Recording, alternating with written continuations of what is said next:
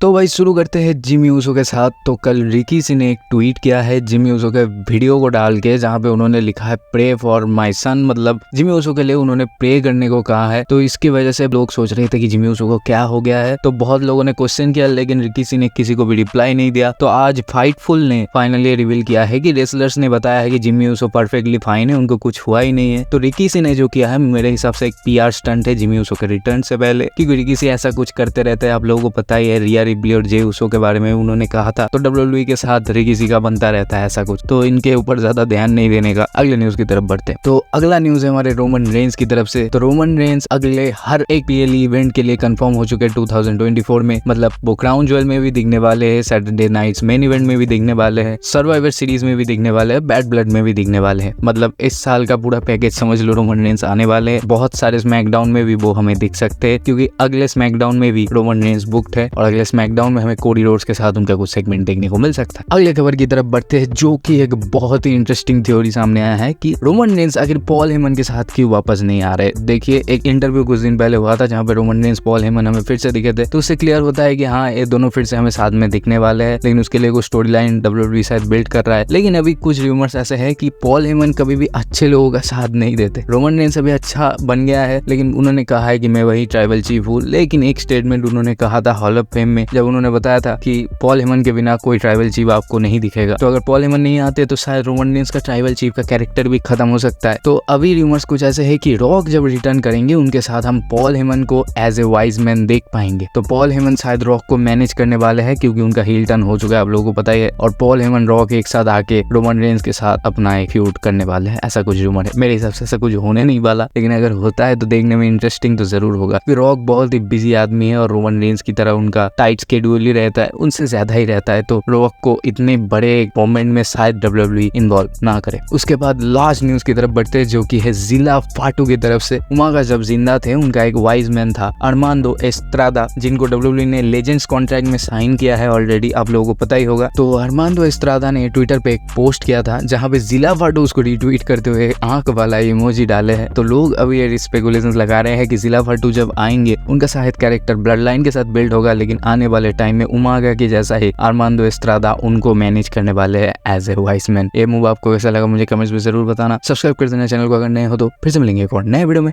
तब तक के लिए।